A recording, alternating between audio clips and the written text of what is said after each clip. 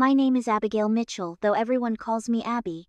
At 27, I wake up at 4:30 a.m. every morning to serve eggs and coffee at my grandfather's diner outside Boston. Not exactly where I pictured myself after graduating top of my class. Meanwhile, my brother Ryan cruises by in his shiny black SUV on his way to his fancy law firm, occasionally stopping in just to remind me how I wasted my potential. The thing is, when Pop had his heart attack, someone had to step up. It just wasn't going to be Ryan. The diner was all Grandpa Frank had left after we lost our parents. I couldn't let it disappear too. Before we dive into why I chose to serve pancakes instead of following my brother to law school, drop a comment letting me know where you're watching from, and hit subscribe if you want to hear more stories about choosing family over ambition. The Mitchell family tragedy, as locals called it, happened 15 years ago. A rainy night, a truck driver who fell asleep at the wheel, and in an instant, Ryan and I became orphans. Our grandfather Frank, then 63, took us in without hesitation. He'd been running Mitchell's family restaurant since before I was born, a cozy diner with red vinyl booths and the best blueberry pancakes in Massachusetts. "This place kept me going after your grandmother passed," he told us once. "Now it'll keep us all going." And it did. The diner became our second home. While Ryan distanced himself from the greasy spoon life, as he called it, I found comfort in the rhythm of the place. Weekends and summers, I'd help Pop serve customers, learning their stories, memorizing their orders. Mr. Jenkins, with his black coffee and plain toast, always sitting at the counter reading his newspaper. Mrs. Petrovich and her weekly book club taking over the corner booth every Thursday, ordering slices of Pop's homemade apple pie. Our grandfather ran a tight ship but treated his employees like family. Marge, our head waitress, had been there for 30 years. She was tough as nails, with a heart of gold, slipping me extra tips when business was slow. "College fund," she'd whisper with a wink. Carlos, our cook, had started as a dishwasher when he immigrated from El Salvador 20 years ago. He taught me how to make the perfect omelet when I was 13, patient through all my mistakes. Despite the diner's importance in our lives, Ryan and I took different paths. Ryan was always competitive, needing to be the best at everything. He threw himself into academics and extracurriculars, determined to escape what he saw as our grandfather's working-class life. I excelled in school too, but unlike Ryan, I never saw the diner as something to escape from. It was our heritage, something to be proud of. By senior year, Ryan had been accepted to Harvard Law on a partial scholarship. I earned a full ride to Boston University's education program. I wanted to be a teacher to help kids find their way, like our high school counselor, Mrs. Harrison, had helped me after our parents died. The look on Pop's face when both acceptance letters came, I'll never forget it. Pride mixed with a touch of melancholy. "Your parents would be bursting with pride," he said, his voice cracking slightly. "Your mom always said you'd both do great things." When I started at BU, everything felt right. My roommate Jessica became my best friend within weeks. We'd stay up late discussing philosophy and education theory, planning how we'd change the world one classroom at a time. My professors praised my work, and for the first time since losing my parents, I felt like I was exactly where I belonged. During that first semester, I'd drive home on Sundays to have dinner with Pop. The diner seemed to be doing fine. Pop would brush off my questions about his health with a wave of his hand. "Stop worrying about your old grandpa," he'd say. "Tell me about your classes." When Ryan visited, which wasn't often, he'd dominate the conversation with stories about his brilliant professors and the important connections he was making. He'd recently started dating Catherine, whose father was a senior partner at a prestigious Boston law firm. "He's already promised to put in a good word for me after graduation," Ryan boasted over Sunday pot roast. "Says I have partner potential." Pop nodded and smiled, but I could see something in his eyes, worry perhaps, or simply exhaustion. At the time, I chalked it up to pride in Ryan's accomplishments mixed with the natural fatigue of a man in his 70s still working 60-hour weeks. Looking back, I should have noticed the signs. How he'd sit down more often during shifts. How the mail was piling up in his office, unopened bills hidden beneath flyers and catalogs. How Marge would give me concerned looks when Pop wasn't watching. But I was caught up in my own collegiate bubble, blissfully ignorant of the storm brewing back home. As winter break approached, I made plans to work at the diner full-time, to give Pop a well-deserved rest. I was excited to apply some of my new business knowledge from my economics elective, maybe help modernize some systems. Jessica invited me to her family's ski lodge in Vermont for New Year's, and I was looking forward to my first real vacation in years. "You've earned it," Pop said when I told him about Jessica's invitation. "You work too hard as it is." I laughed and hugged him. I learned from the best. If only I had known what was coming, perhaps I would have treasured those carefree college days more. But then again, maybe some lessons can only be learned through fire. The cracks in our family foundation began to show during winter break of my freshman year. I came home expecting the usual rhythm of the diner, busy breakfast rush, steady lunch crowd, quieter dinners with the regulars. Instead, I found half-empty dining rooms and my grandfather moving like a man 20 years older than his age. Just a slow season, he assured me when I asked about the empty tables. Happens every year after the holidays. But Marge told a different story when Pop wasn't around. It's been like this for months, she confided, lowering her voice as we folded napkins after closing. The new chain restaurant on Main Street's taking all the younger customers. Your grandfather won't change a thing on the menu or lower prices to compete. More alarming than the empty tables was Pop's physical condition. I caught him wincing as he carried trays, leaning against the counter to catch his breath. When I suggested he see a doctor, he brushed me off. Doctors cost money we don't have right now, he said. Insurance only covers so much. One evening, I stayed late to help with the books, something Pop had always handled himself. What I found horrified me. Unpaid supplier invoices going back months, threatening letters from the bank about the mortgage on both the diner and our home, and a pile of medical bills marked payment plan in Pop's shaky handwriting. When I confronted him, he finally admitted the truth. He'd been skipping his heart medication some days to save money, working through chest pains, and postponing follow-up appointments with his cardiologist. I didn't want to worry you kids, he said, suddenly looking small in his favorite armchair. You're both doing so well. Ryan with Harvard and you with your scholarship. Later that week, Marge pulled me aside during prep time. He almost collapsed twice last month, she whispered. Made me swear not to tell you. Said he just needed to sit down for a minute, but Abby, I found him gray-faced in the office, barely able to breathe. Carlos and I wanted to call an ambulance, but he threatened to fire us if we did. I called Ryan immediately, expecting him to be as alarmed as I was.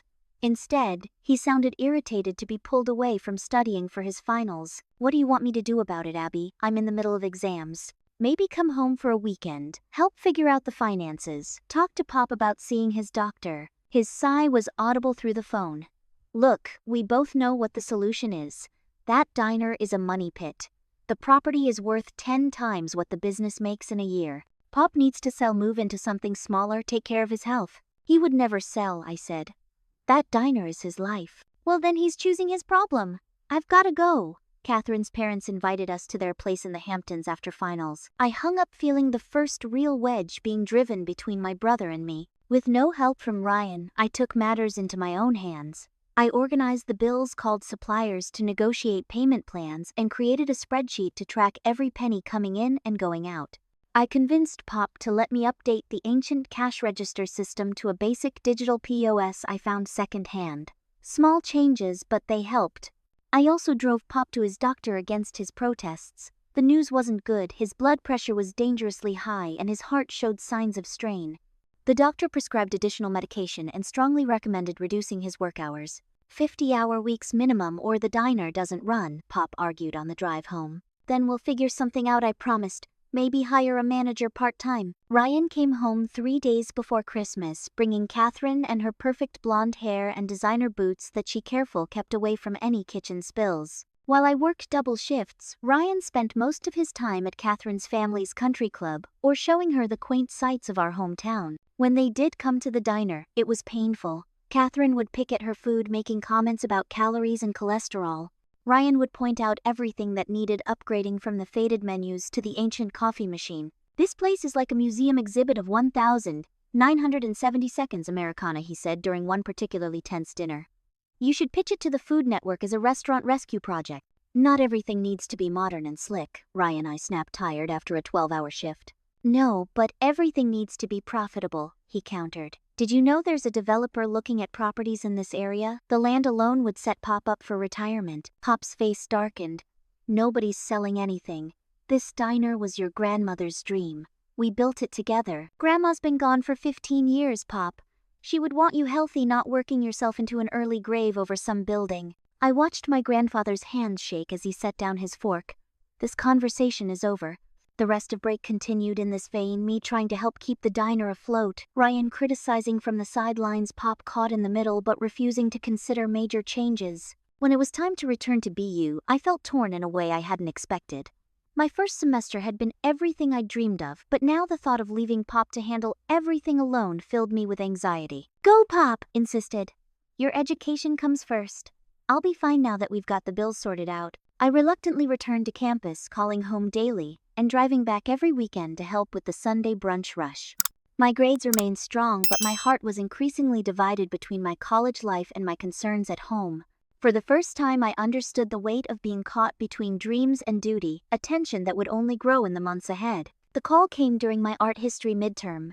My phone vibrated repeatedly in my pocket, and when I finally stepped out to check it, Marge's panicked voice greeted me. "Abby, it's your grandfather." He collapsed in the kitchen.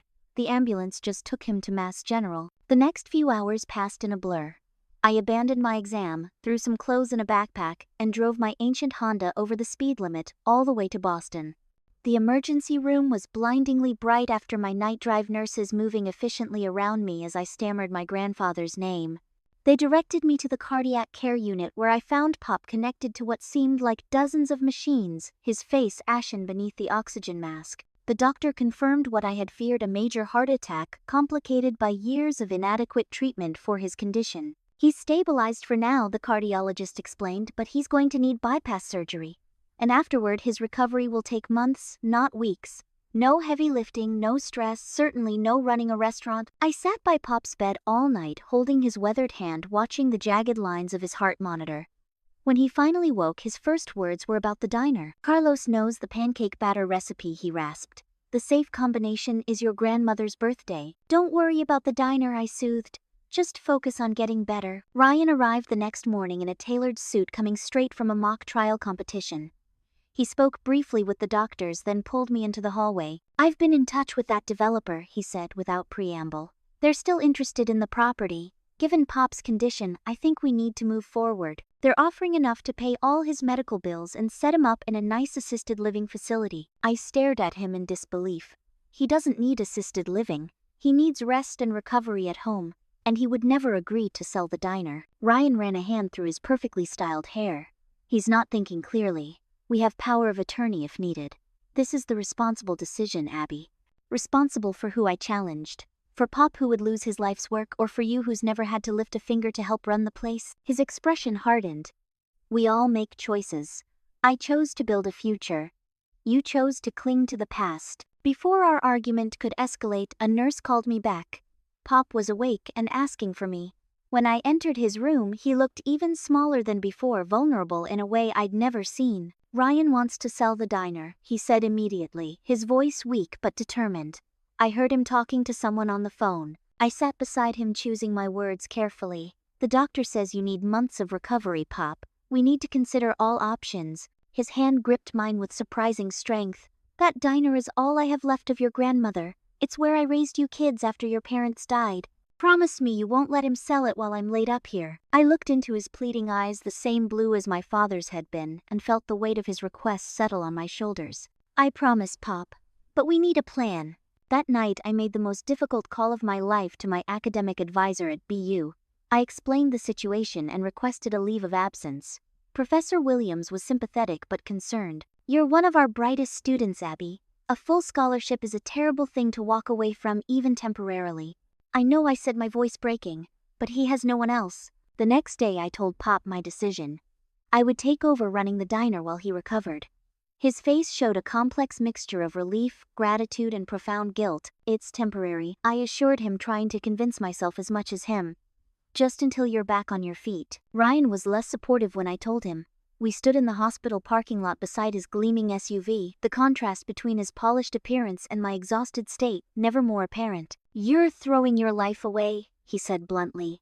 "This martyr complex isn't helping anyone." "It's not martyrdom, it's family," I countered. "Something you seem to have forgotten about. Family doesn't mean sacrificing your future for a failing business. You really want to be a waitress your whole life. You got a full scholarship, Abby. Do you know how many people would kill for that opportunity?" His words stung because they echoed my own doubts, the same questions that had kept me awake the previous night. "It's not forever," I repeated the mantra I'd been telling myself. "Just until he recovers." Ryan's laugh was cold. "Right. And then what? You'll just pick up where you left off." "Life doesn't work that way. You make choices and they set you on paths." He climbed into his SUV, the engine purring to life. "Call me when you come to your senses." As he drove away, I stood alone in the parking lot wondering if I was making the biggest mistake of my life. The next week was a whirlwind. I packed up my dorm room Jessica, helping me box up textbooks and winter clothes. "You know you can come stay with me anytime, right?" she said, folding my favorite sweater. "If you need a break or just want to feel like a college student again for a weekend." I nodded, too emotional to speak. The sight of my half-finished education papers and carefully highlighted textbooks made my throat tight. "And I'm coming to the diner at least once a month for those blueberry pancakes," she continued, trying to keep the mood light. "Your grandfather's recipe is worth the drive." "It's just for now," I said, more to myself than to her. "I'll be back next fall or maybe spring if Pop recovers quickly." Jessica hugged me tightly. "I know, but if plans change, that's okay too. There's more than one path to a meaningful life, Abby." I moved back into my childhood bedroom and threw myself into learning everything about running the diner. Carlos patiently taught me the kitchen routines, Marge showed me the ordering systems, and I spent late nights studying the accounts. The reality was worse than I'd feared. The diner was operating at a loss, stayed afloat only by my grandfather's personal savings, which were now nearly depleted. The equipment was outdated, the menu hadn't changed in 20 years, and our customer base was steadily declining as newer restaurants opened nearby. Each morning I'd wake at 4:30 a.m., put on my uniform and open the diner by 5:30. I'd work until closing at 8:00 p.m., then visit Pop at the hospital or after his surgery help him with his recovery at home. The exhaustion was bone deep, but somehow I kept going. 6 weeks into my new routine, the weight of my decision hit me fully. A former classmate stopped by the diner with news of campus life, professor anecdotes, upcoming exams, plans for spring break. As she chattered happily, I felt a pang of loss so acute it took my breath away. While my peers were pursuing their dreams, I was refilling coffee cups and calculating food costs. That night, I cried myself to sleep for the first time since making my decision, doubt gnawing at my resolve. Had Ryan been right? Was I throwing my future away? Or was I exactly where I needed to be, honoring the grandfather who had sacrificed so much for us? The answer, as I would discover, wasn't simple. The coming months would test my resilience, my relationship with my brother, and my understanding of what truly matters in life. But in that moment of doubt, I couldn't see the unexpected gifts that lay ahead, hidden beneath the weight of responsibility I'd chosen to carry. 6 months after my grandfather's heart attack, I'd settled into a routine that would have been unimaginable during my college days. The diner consumed my life, from pre-dawn prep work to late-night bookkeeping. Pop was back home, moving slowly but steadily improving, offering advice from his recliner but unable to handle the physical demands of restaurant work. "You're pushing too hard," he'd say, watching me massage my aching feet after 14-hour shifts. "This isn't what I wanted for you." "I'm fine," I'd insist, though the dark circles under my eyes told a different story. The financial situation remained precarious despite my best efforts. I'd implemented some changes, creating daily specials to reduce food waste, starting a simple social media presence, extending our hours on weekends, but they were band-aids on a gaping wound. Our equipment was failing, the roof leaked during heavy rains, and every month was a struggle to meet payroll while keeping suppliers paid. Meanwhile, Ryan had graduated from Harvard Law with honors and started at Caldwell & Barnes, one of Boston's most prestigious firms. He'd purchased a sleek black Audi SUV with his signing bonus, and his commute to downtown Boston took him right past the diner each morning. Some days he'd drive by without a glance. Other days, particularly after I'd declined his repeated suggestions about selling, he'd stop in for coffee, his designer suit and Italian shoes, a stark contrast to our worn linoleum floors and vinyl booths. "You've got egg on your uniform," he pointed out one morning, sipping his Americano with an expression of barely concealed disdain. I wiped at the stain with a damp cloth. "Some of us actually work for a living." His smile was thin. "I work 70 hours a week, Abby. The difference is my work doesn't involve wearing a polyester uniform or smelling like fryer oil." These drive-by criticisms became almost routine, little jabs about the diner's dated decor, my appearance, or the simplicity of my life. Each comment built on my already significant stress, though I tried not to let him see how deeply they cut. One sunny Tuesday, Ryan arrived with Catherine in tow, now sporting a diamond engagement ring that caught the light like a disco ball.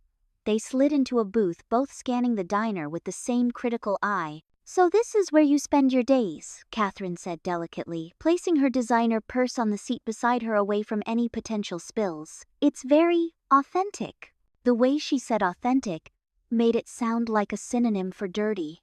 I forced a smile. "What can I get you both?" They ordered the lightest items on the menu, egg whites for her, plain toast for him, and spent the next 20 minutes talking about their upcoming Bermuda vacation and the waterfront condo they were considering. "You should come see it sometime," Catherine offered with what seemed like genuine warmth. "When you have a day off." I almost laughed. "Day off? What's that? Surely you don't work 7 days a week," she pressed, appearing genuinely surprised. "Welcome to small business ownership," I said, refilling their water glasses. "Pop's still not cleared for work and we can't afford to hire a manager." Catherine studied me with a tilt of her head. "Don't take this the wrong way, Abby. But have you considered that you might be limiting yourself? You were in college, right? For education, Boston University. Full scholarship," I said, perhaps a bit defensively. "That's what Ryan said." "So intelligent. Don't you think your talents might be better utilized somewhere else? Somewhere with no growth potential?" Before I could respond, Ryan jumped in. "What Catherine means is that you're obviously smart. You could go back to school, finish your degree. This place is running you into the ground." "This place," I said, gesturing around us, "is our family heritage. Not that you seem to care about that anymore." Ryan's expression hardened. "Speaking of family heritage, did you know I used my portion of Mom and Dad's life insurance money to put a down payment on our vacation house in Cape Cod? The investment potential is excellent." I stared at him, stunned. "You used your inheritance for a vacation home while Pop is struggling to pay medical bills." "It's my money to use as I see fit," he replied coolly. "And a smart investment beats throwing good money after bad in this place." After they left, I retreated to the office, fighting back angry tears. The contrast between our lives had never felt more stark. Ryan moving forward with his perfect fiancée and vacation homes, while I was stuck in place watching my dreams recede in the rearview mirror. That evening, as I was closing up, I discovered Ryan had left his business card with Carlos. On the back was a handwritten note: "Developer still interested. Call anytime." My anger flared anew. While criticizing me to my face, he was also going behind my back to try to push the sale forward. That night, Jessica drove up from Boston to check on me, concerned by my increasingly infrequent and brief texts. "You look exhausted," she said bluntly, helping herself to coffee as I counted the day's meager earnings. "Thanks. Just what every girl wants to hear." I tried to joke, but my smile felt brittle. Jessica wasn't deterred. "I'm serious, Abby.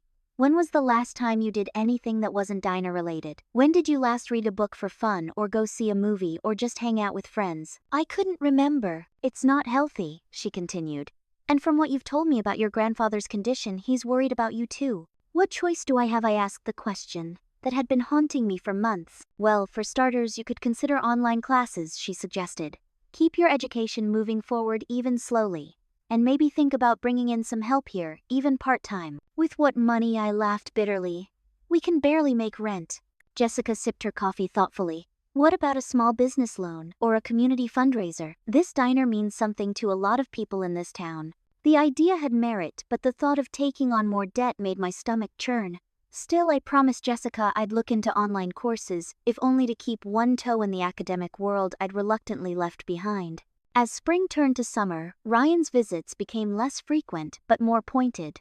His law firm represented the development company interested in our location, a fact he had forgotten to mention earlier. Each time he stopped by, he brought updated offers, each one framed as the last chance at this price point. "You're being selfish," he told me during one particularly heated exchange. "Pop could be living comfortably instead of worrying about bills. You could be finishing your degree instead of serving pancakes. All it would take is one signature." "It's not my signature to give," I reminded him. "And Pop has been crystal clear about not wanting to sell." Ryan leaned closer, lowering his voice. "Pop is an old man clinging to the past. Sometimes we have to make hard decisions for those we love." The implication that he might try to leverage Pop's medical condition to force a sale sent a chill through me. I began to see my brother not just as annoying but as a genuine threat to everything Pop and I were fighting to preserve. As my relationship with Ryan deteriorated, the diner's challenges mounted. A health inspector gave us a warning about our aging refrigeration units. The ancient air conditioning system failed during a July heatwave, driving away what few customers we had. The bank denied our loan application for necessary repairs, citing insufficient collateral and inconsistent revenue. Each setback felt like another nail in the diner's coffin, and Ryan's voice in my head grew louder. Was I fighting a losing battle? Was I wasting my time, my potential, my youth on a doomed enterprise? The doubts circled like vultures, especially during the quiet hours after closing, when I'd sit alone in the dimly lit diner surrounded by the ghosts of better days and the mounting evidence of our decline. For the first time since making my promise to Pop, I began to wonder if Ryan might be right after all. 2 years after leaving college, my life had narrowed to the four walls of Mitchell's family restaurant. I was now 29, though I felt decades older. My hands bore the small burns and calluses of restaurant work. My college textbooks gathered dust in my bedroom, silent reminders of a path not taken. The diner limped along, neither thriving nor failing, completely existing, in a state of perpetual near crisis that drained my energy and creativity. Pop's health had stabilized, but at 80 he could only manage greeting customers and handling light bookkeeping. The responsibility of keeping everything running still fell squarely on my shoulders. Ryan, meanwhile, had ascended to junior partner at his firm, a position that came with an even more expensive car, a Mercedes SUV with personalized plates. His visits to the diner had become rare, our interactions limited to terse phone calls about Pop's health, or the occasional family holiday where we maintained a cold politeness. The precariousness of our situation came to a head during a stormy October night. I was in the back office, reviewing our dwindling bank account, when the first drops came through the ceiling slowly. At first, then in steady streams, as the ancient roof finally surrendered to years of patching and neglect. By morning, the damage was catastrophic. Water had soaked through the ceiling tiles into the kitchen, shorting out equipment and destroying our entire food inventory. The dining area was dotted with buckets, catching leaks, the floor dangerously slick. I stood in the middle of the mess, phone in hand, listening to our insurance agent explain why our policy wouldn't cover the full extent of the damage due to pre-existing structural issues. The estimated repairs would cost more than our entire yearly profit, money we simply didn't have. As I hung up numb with despair, the bell above the door jingled. Ryan strode in looking immaculate despite the downpour outside, a leather portfolio tucked under his arm. "Looks like you've got a bit of a situation here," he observed, surveying the damage with almost clinical detachment. "What are you doing here?" I asked, too exhausted for pleasantries. "Marge called. Thought I should see this." He carefully navigated around a particularly large puddle. "Pretty bad timing." "There's never good timing for a disaster," I snapped. Ryan set his portfolio on the only dry table and extracted several documents. "Actually, I'd call it opportune timing. I've brought the updated offer from Westbrook Development. Given the current condition of the property, it's more than fair." I stared at him in disbelief. "You're here to push the sale, now, when we're literally underwater?" "I'm here to offer a solution," he countered. "One that benefits everyone. Pop gets financial security in his golden years. You get freedom from this burden. The community gets a modern commercial space that will create jobs and increase property values. And you get what? A commission. A bonus. What's your stake in this, Ryan?" He straightened his tie, a tell from childhood that he was uncomfortable. "My firm represents Westbrook. Their success reflects well on me naturally. But this isn't about me. It's about facing reality. The reality is that this diner means everything to Pop," I said, my voice rising. "It's his legacy, his connection to Grandma, his life's work." Ryan's professional facade cracked. "It's a building, Abby, a failing business, in a outdated building. And you're both going down with it because of some misplaced sentimentality." "It's not sentimentality, it's loyalty." "It's hiding," he countered, his voice sharp. "You're hiding behind Pop and this diner because you're afraid to go back to the real world and face the fact that you've fallen behind. Your classmates have graduated, started careers, moved on with their lives, while you're stuck serving the same customers, the same food day after day." His words hit like physical blows because they echoed my darkest fears. But his next statement pushed me over the edge. "I've spoken to my banking contacts," he continued, more controlled now. "They've reviewed your loan applications. Even if the roof wasn't an issue, you wouldn't qualify for financing. Your credit history is compromised by the diner's late payments. Face it, Abby, it's over." The realization that he had been actively working against our loan applications, undermining my efforts behind the scenes, ignited a fury I'd never experienced before. "You've been sabotaging us?" I asked, my voice dangerously quiet. "Your own family. I've been trying to force you both to see reason," he corrected. "Sometimes people need a push to do what's best for them." "Get out," I whispered, hands shaking. "Don't be dramatic, just look at the offer." "Get out," I shouted, physically pushing him toward the door with strength I didn't know I possessed. "Get out of our diner. Get out of our lives. You don't get to decide what's best for us. Ryan stumbled backward, genuine shock on his face. For a moment, I saw a glimpse of the little brother who used to follow me around the diner, asking endless questions before his features hardened again into the stranger he'd become. You're making a mistake, he said coldly, gathering his now damp documents. This offer expires in 48 hours. After that, the developers move on to other properties, and you're left with a collapsing building and no options. I'll take my chances, I replied, holding the door open despite the rain pouring in. After Ryan drove away, I collapsed into one of the booths, the adrenaline draining away to leave pure exhaustion in its wake. Around me, the diner, our family's heart and history, dripped and leaked, a physical manifestation of my internal state. For hours, I sat there watching water damage spread across the ceiling, feeling utterly defeated. When I finally dragged myself home, Pop was waiting, concern etched in the lines of his face. Marge called, he said simply. Told me about the roof. I nodded, unable to form words past the lump in my throat. Ryan came by too, I finally managed. With another offer from the developers. Pop was quiet for a long moment. Maybe we should consider it, he said, his voice heavy with resignation. I looked up, shocked. What? I'm not blind, Abby. I see what this place is doing to you. The hours, the stress, the sacrifices. He reached for my hand, his own trembling slightly. You gave up your education, your youth, your dreams to keep my dream alive. That's not right. It was my choice, I insisted, though my voice lacked conviction. Was it? Or did I put you in an impossible position by asking you to save the diner? His eyes clouded with cataracts, but still sharp held mine.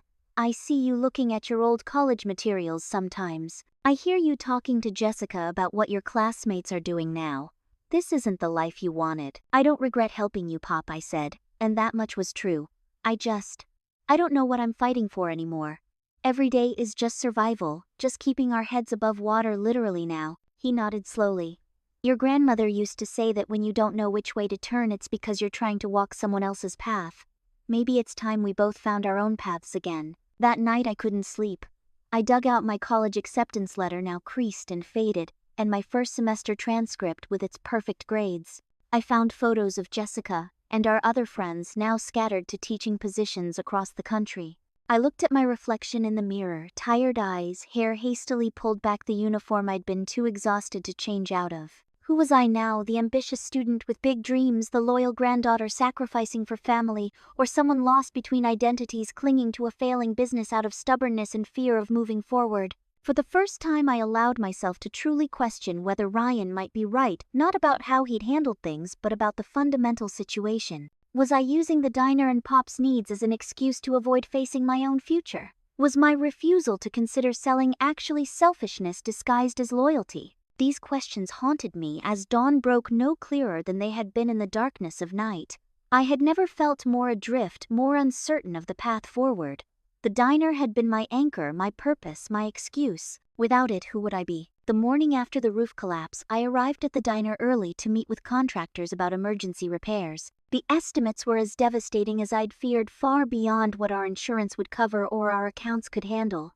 I sat at the counter, surrounded by quotes and invoices, feeling the walls closing in. The bell above the door jingled, and I looked up expecting the next contractor. Instead, Catherine stood in the doorway, impeccably dressed as always, but without Ryan at her side. Is this a bad time? She asked, hesitating at the threshold. It's all bad times lately, I replied, too tired for hostility. But come in. Watch for puddles. She navigated carefully to the counter, perching on a stool with the delicate precision I'd come to associate with her. Up close, I noticed shadows under her eyes, despite careful makeup, a tension in her shoulders that matched my own. I heard about the roof, she said. I'm sorry. Thanks, I replied, waiting for the sales pitch I assumed Ryan had sent her to deliver. If you're here about the development offer, Ryan and I broke up, she interrupted, her voice controlled but brittle. 2 weeks ago. I blinked, genuinely surprised. They'd seemed the perfect power couple, all coordinated ambitions and complementary designer outfits. I'm sorry, I offered, unsure if congratulations might be more appropriate. A small, bitter smile touched her lips. Don't be. It was overdue. I discovered he was having an affair with one of the junior associates at his firm. 6 months, apparently. I didn't know, I said honestly. Few did. Ryan is very good at presenting the image he wants people to see. She twisted her bare ring finger, a habit from when the diamond had been there. But that's not why I'm here. She reached into her designer handbag and pulled out a folder, sliding it across the counter to me. "What's this?" I asked, not opening it. "Something you should know." She took a deep breath. "I work for Harrington and Walsh, the parent company of Westbrook Development." I stiffened. "So you are here about the sale?" "No, I'm here because I can't be part of what they're planning anymore." She tapped the folder. "Ryan has been getting kickbacks for facilitating property acquisitions in this area. The development plan isn't just for a modern commercial space. It's for complete neighborhood redevelopment." I opened the folder to find architectural renderings and planning documents. What they showed made my blood run cold: a massive commercial complex that would demolish not just our diner but the entire historic block, replacing century-old buildings with glass and steel structures. "They're buying properties one by one," Catherine continued.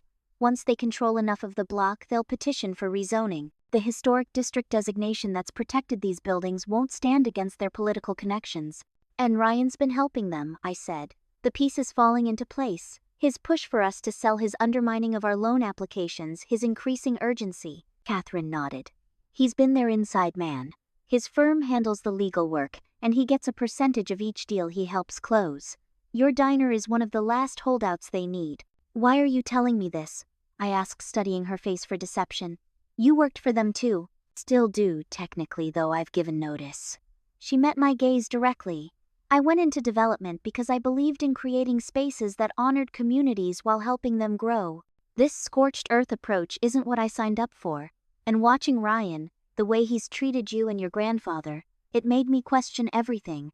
I processed this information slowly, suspicion warring with a desire to believe her.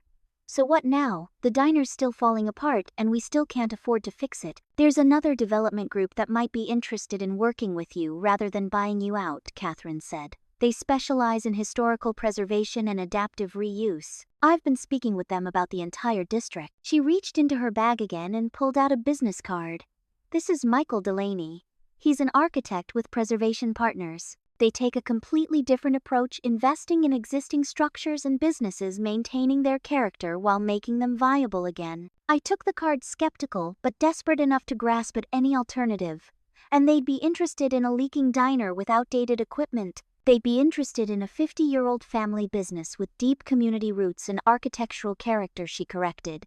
"Michael specifically mentioned your place when I described the neighborhood. He's actually been in a few times. Says you make the best hash browns he's ever had." I vaguely recalled a tall man with glasses who came in for breakfast most Thursdays, always ordered the special and left generous tips. "I told him about the roof situation," Catherine continued. "He's willing to meet today if you're interested." Still wary, I called Jessica to run a quick background check on Preservation Partners while Catherine waited. To my surprise, the company checked out a solid reputation for ethical development, multiple awards for historical preservation, and positive testimonials from business owners they'd worked with. By noon, I was sitting across from Michael Delaney in our water-damaged dining room, listening to a vision for the diner that sounded too good to be true. "The bones of this place are incredible," he said, gesturing to the pressed tin ceiling currently stained with watermarks. "You don't find craftsmanship like this anymore. And the community connection, that's priceless." "But it's not profitable," I pointed out. "Not in its current state," he agreed. "But with targeted renovations, updated kitchen equipment, and a menu that balances traditional diner classics with some contemporary offerings, there's no reason this place can't thrive again." He outlined a partnership proposal. His company would invest in renovations and equipment updates in exchange for a minority stake in the business. We would maintain majority ownership and full operational control. "Why would you do this?" I asked bluntly. "What's in it for you?" Michael smiled. "Fair question. We believe in the power of preservation to maintain community identity. But it's not charity. We make money by revitalizing properties and businesses that have good bones but need modernization. Our investments in this neighborhood will increase in value if the area thrives as a historic district, rather than being demolished for another generic shopping complex." He slid across preliminary sketches, showing the diner updated but recognizable, its classic elements enhanced rather than replaced. For the first time in months, I felt a flicker of hope. "I'd need to discuss this with my grandfather," I said cautiously. "Of course. Take your time." He stood to leave, then hesitated. "For what it's worth, Miss Mitchell, I left a large architectural firm in New York to do this work. Everyone told me I was crazy to walk away from that prestige and salary. 5 years later, I've never been happier or more fulfilled. Sometimes the unexpected path is where we find our true calling. After Michael left, I shared everything with Jessica, who helped me investigate preservation partners more thoroughly.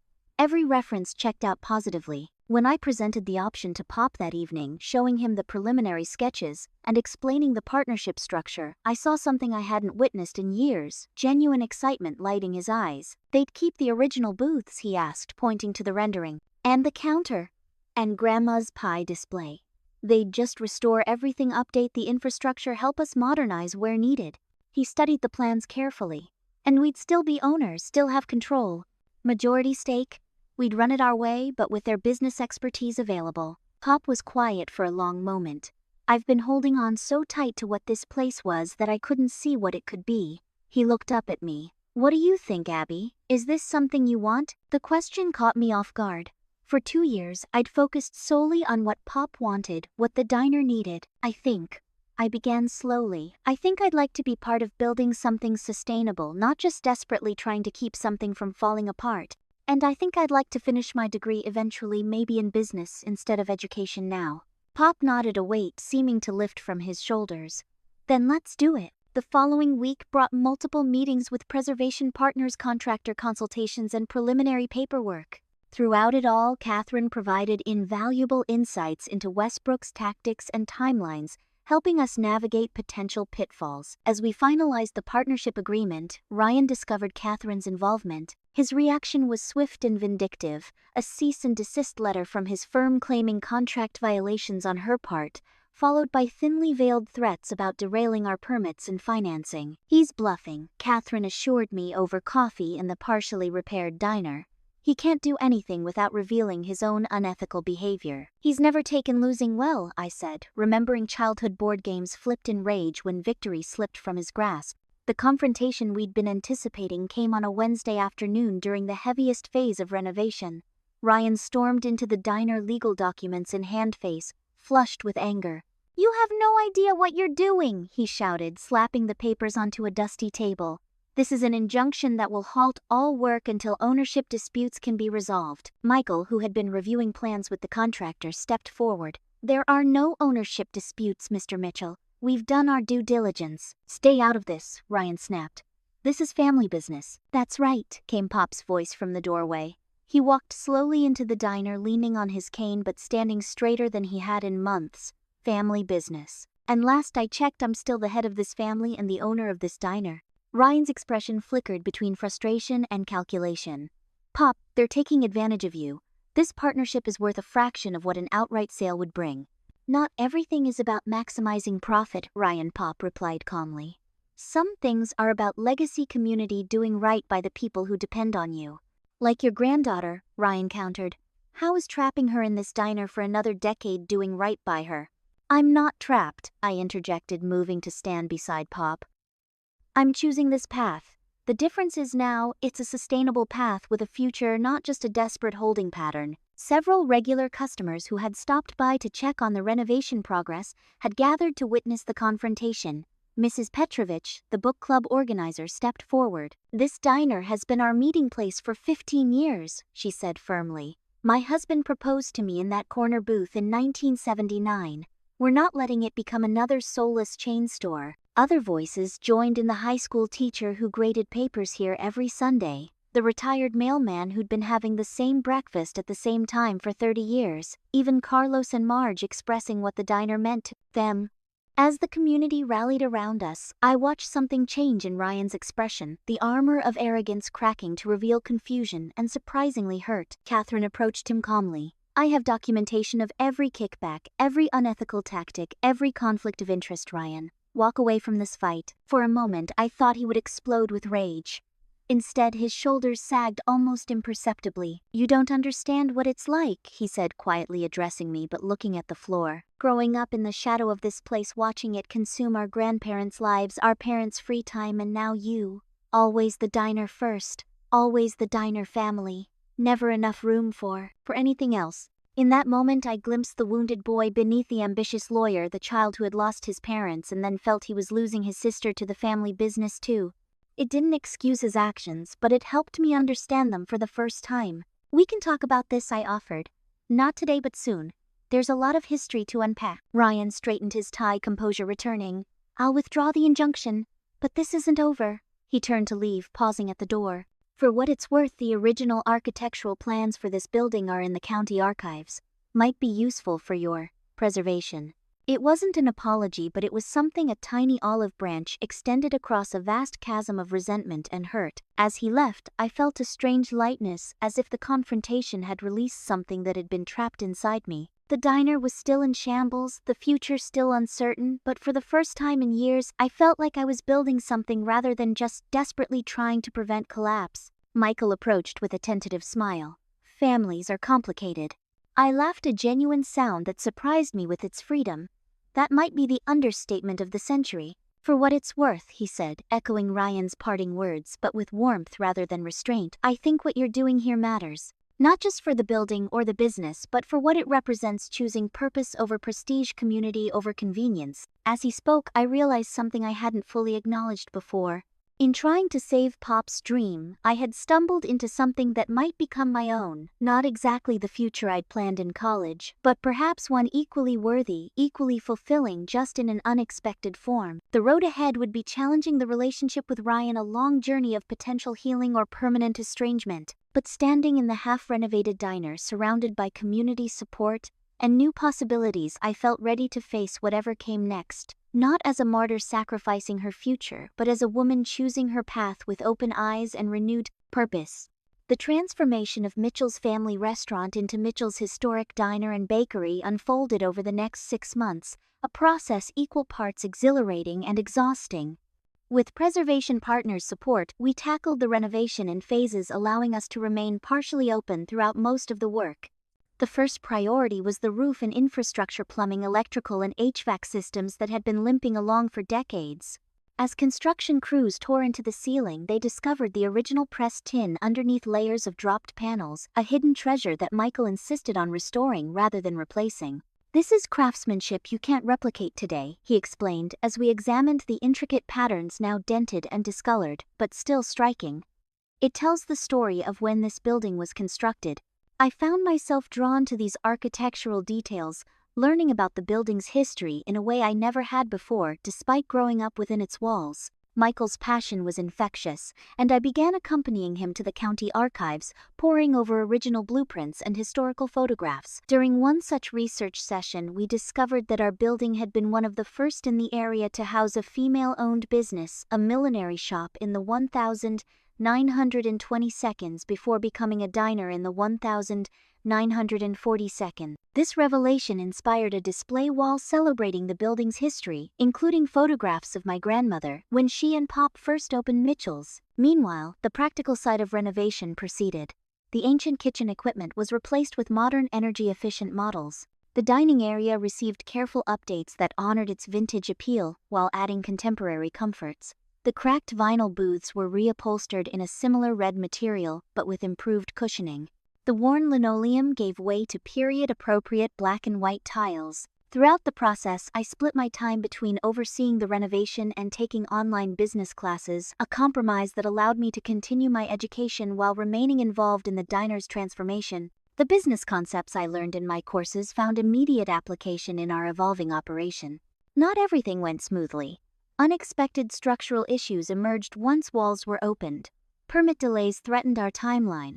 And Ryan, true to his word, created occasional obstacles through his connections at the zoning board, though his efforts became less aggressive over time. The local newspaper ran a feature on our renovation highlighting the diner's history and our partnership with Preservation Partners. The publicity brought an influx of curious customers, and to our surprise, stories and memorabilia from longtime residents who had their own connections to the building. My parents had their first date here in 1962, one elderly gentleman told us, presenting a faded photograph of a young couple in our corner booth. Dad always said the chocolate malt he ordered that night was the best investment he ever made.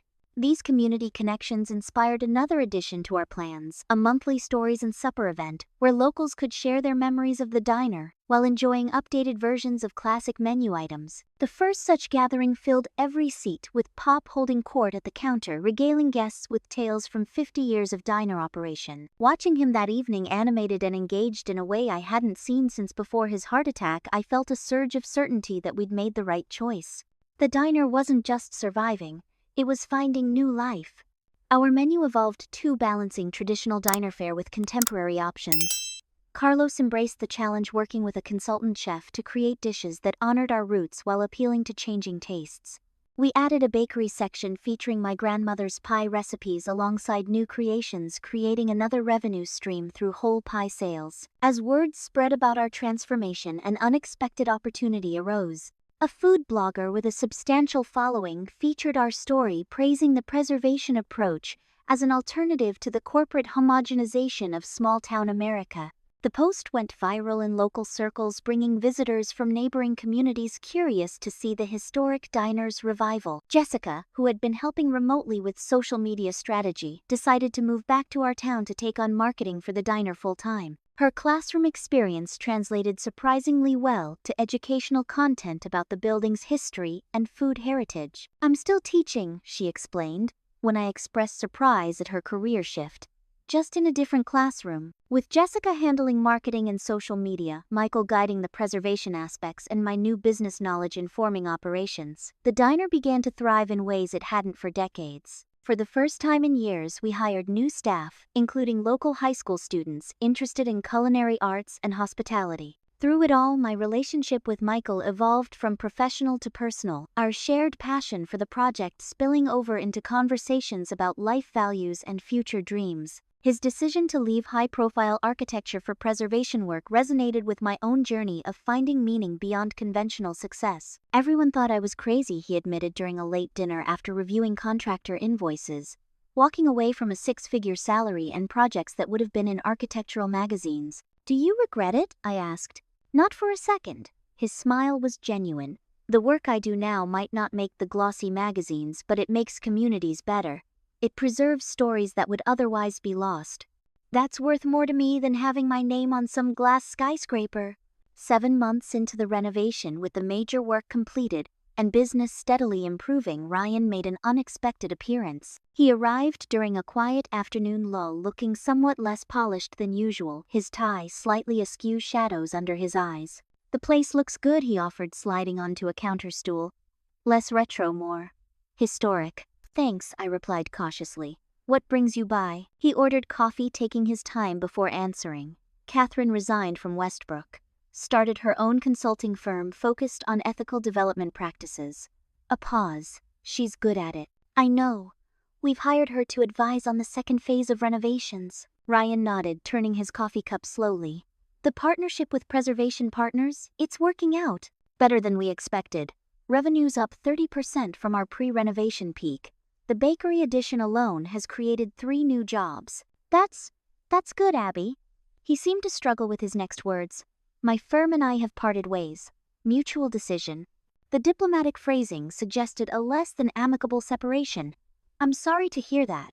Are you—" His question held no accusation, just genuine curiosity. "Yes," I said, surprising myself with the truth of it. "Whatever our differences, I never wanted to see you fail, Ryan." He absorbed this, something vulnerable flickering in his expression. "I've been seeing someone. A therapist, I mean. She thinks I have some unresolved issues about Mom and Dad's death, about feeling abandoned." He stared into his coffee. "About needing to succeed at all costs to prove something." This glimpse beneath his carefully constructed façade caught me off guard. "That sounds like important work." "Yeah, well, turns out being fired gives you time for self-reflection." He attempted a smile that didn't quite reach his eyes. "Anyway, I wanted you to know I'm backing off. No more legal maneuvers, no more undermining your permits. I'm starting my own practice, focusing on small business advocacy." The irony wasn't lost on either of us. "That's quite a change," I managed. "People can change, Abby." He met my gaze directly. "At least I'm trying to." It wasn't a full reconciliation, too much damage had been done for that, but it was an opening, a possibility that our relationship might someday heal. As Ryan left, Pop emerged from the kitchen where he'd been working on his storytelling program for the weekend event. "Was that your brother I saw leaving?" he asked, settling onto a stool with a slight wince at his arthritic knees. "Yeah. He's going through some changes." Pop nodded sagely. "About time. That boy's been running from himself since your parents died." He surveyed the diner, now humming with afternoon customers enjoying coffee and fresh baked goods. "Sometimes you have to lose your way to find it again." The wisdom resonated, applying equally to Ryan's journey and my own. I had lost my original path, the education degree, the classroom teaching career, but found something unexpected and fulfilling in its place. Not a consolation prize or a compromise, but a genuine calling I might never have discovered had circumstances not forced me off my planned route. As the renovation's final touches came together, the diner hosted a grand reopening celebration that drew over 300 people, regular customers, local officials, history enthusiasts, and curious newcomers. Pop cut the ribbon with trembling hands but a steady voice, thanking the community for 50 years of support. "Mitchell's isn't just a building or a business," he said to the gathered crowd. "It's a living piece of our community's story. And thanks to my granddaughter Abby and our new partners, that story will continue for another generation." The applause that followed wasn't just for him or for me, but for something larger, the preservation of a shared space that held so many personal histories, a small victory against the tide of homogenization sweeping through so many small towns. As I looked around at the revitalized diner, now buzzing with life and possibility, I realized that what had begun as a desperate effort to save my grandfather's dream had evolved into something new. Not a burden I carried out of obligation, but a legacy I was actively choosing to build upon and transform. The path forward still held challenges, but for the first time in years it also held genuine joy and purpose. The unexpected journey had led me not away from my dreams, but toward a different dream. I couldn't have imagined one where personal fulfillment and community service weren't competing priorities, but complementary aspects of a life well lived. 1 year after our partnership with Preservation Partners began, Mitchell's historic diner and bakery celebrated its first anniversary as a renewed establishment. The transformation went beyond physical renovations. It represented a profound shift in how I viewed my life and choices. The diner now thrived as a community hub that honored its past while embracing the future. Our expanded hours and diverse menu attracted a broader customer base without alienating the regulars who had sustained us through difficult times. The bakery section, featuring my grandmother's recipes alongside new creations, had become so popular that we were considering a small wholesale operation to supply local coffee shops. More importantly, I had found balance that once seemed impossible. With proper systems in place and adequate staffing, I no longer worked exhausting 14-hour days. Our management team, including Jessica overseeing marketing and a capable assistant manager named Delia, allowed me time to complete my business certificate program online and even begin preliminary work toward finishing my bachelor's degree. Pop, now 81, had settled into a role that brought him joy without taxing his health. 3 evenings a week, he hosted Frank's Corner storytelling sessions where he shared the diner's history and invited customers to contribute their own memories.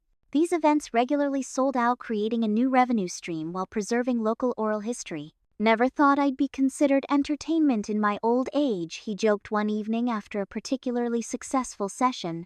"Your grandmother would have gotten a kick out of this." My relationship with Michael had deepened from professional respect to genuine partnership, both in business and personally. His approach to preservation, honoring history while creating sustainable futures, had profoundly influenced my own philosophy about the diner and life in general. "It's never about freezing things in time," he explained once while we reviewed plans for Phase 2 renovations. "It's about thoughtful evolution that respects what came before while meeting present needs." The wisdom applied equally to buildings and to personal growth, I realized. I wasn't the same person who had reluctantly left college to save her grandfather's diner. That crisis had forced me to discover capabilities and passions I might never have otherwise explored. Even my relationship with Ryan had begun a careful healing process. After his career upheaval and therapy journey, he had indeed started a small practice focusing on small business advocacy, occasionally referring clients our way when they needed guidance on historical preservation issues. Our interactions remained somewhat formal, the deep wounds of betrayal still tender, but family holidays no longer crackled with unspoken tension. At Christmas dinner, Ryan had even brought old photographs of our parents at the diner, contributing them to our historical display wall, in a gesture that spoke volumes about his evolving perspective. On a bright spring morning, I stood at the podium in the community college auditorium accepting my business administration certificate with Pop and Michael cheering from the audience. The credential itself was just a stepping stone toward my bachelor's degree, but it represented something profound, the reclaiming of my educational journey, on my own terms and timeline. To my surprise, Ryan was there too, slipping into the back row just before the ceremony began. He gave me an awkward thumbs up when our eyes met, his presence both unexpected and meaningful. Afterward, as friends and family gathered for a small celebration at the diner, Pop pulled me aside to the quiet corner booth that had always been his favorite. "I want you to know something," he said, his voice quavering slightly with age and emotion. "Watching you these past few years, the sacrifice you made, the way you've built something new from what could have been disaster, it's been the honor of my life." I blinked back tears. "I was just trying to keep your dream alive, Pop," he shook his head. "That's what I finally figured out watching you transform this place. Dreams aren't meant to be preserved like museum pieces. They're meant to grow and change with each person who carries them." He squeezed my hand. "This isn't just my dream anymore. It's yours too, shaped by your vision and values." His words crystallized something I'd been feeling but hadn't fully articulated. What had begun as an obligation had evolved into my own passion project, shaped by my choices and reflecting my own values. "Your grandmother used to say there are many paths to a meaningful life," Pop continued. "Society tries to sell us on only a few prestigious careers, fancy titles, material success. But meaning comes from creating something that matters to you, and to others, whatever form that takes." I thought about my former classmates now early in their teaching careers. Some were thriving, finding deep fulfillment in the classroom. Others were already burning out, disillusioned by the gap between educational theory and practical realities. Different paths, different challenges, different rewards. Later that evening, as guests departed and the celebration wound down, Ryan approached me with uncharacteristic hesitation. "Congratulations," he offered, hands in his pockets. "The certificate, the diner, all of it." "Thank you," I replied. "And congratulations on your new practice. Catherine mentioned you've been taking on some pro bono cases for local businesses affected by development." He nodded, a flash of the old defensiveness crossing his face before settling into something more reflective. Trying to balance the scales a bit, an awkward silence stretched between us, years of hurt and misunderstanding, creating a gulf not easily bridged. "I was wrong," he finally said, the words clearly difficult for him. "Not about everything this place was failing, and you were sacrificing too much, but about how to address it, and about what success looks like." He gestured around the thriving diner. "This is success too, just not the kind I was taught to value." "It took me a while to see that too," I admitted. "Do you think we'll ever get back to?" Before he asked the question, revealing vulnerability I rarely saw in my brother. "I don't think we can go back," I said honestly. "Too much has happened, but maybe we can build something new, different, but maybe okay in its own way." He nodded, accepting this partial olive branch as the best I could offer for now. "I'd like that." As the diner settled into its night routine, lights dimmed, coffee machines cleaned, floors swept, I took a moment to stand behind the counter and absorb the familiar yet transformed space around me. The preserved tin ceiling now gleamed above energy-efficient lighting.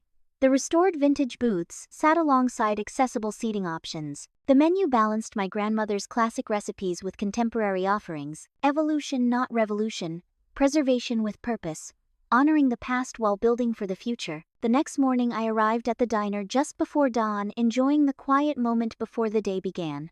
As I turned the key in the lock, I realized something profound had shifted. For the first time in years, I was opening the diner not from obligation but from choice, not with resentment but with anticipation. The path that had once felt like a detour from my real life had become my chosen journey. Unexpected, challenging, but ultimately right for me. Not despite the hardships, but partly because of them, and what they had taught me about resilience, adaptation, and finding purpose in unexpected places. As the first rays of sunrise filtered through the restored original windows, illuminating the history wall with its photographs spanning 3 generations of Mitchells, I felt a sense of peace and possibility that had long been absent. Whatever challenges lay ahead, I would face them not as burdens but as opportunities to grow, learn, and build something meaningful, not just for my grandfather or for the community, but for myself as well. What paths have unexpected detours taken you down in your own life? Have you ever found purpose in something you initially resisted? I'd love to hear your stories in the comments below. And if this journey of finding unexpected purpose resonated with you, please hit that like button and subscribe for more stories about choosing your own definition of success. Sometimes the most meaningful destinations aren't on the map we start with, and that's okay. Life's detours often lead to the most beautiful views. Thank you for coming along on this journey with me, and I'll see you in the next video.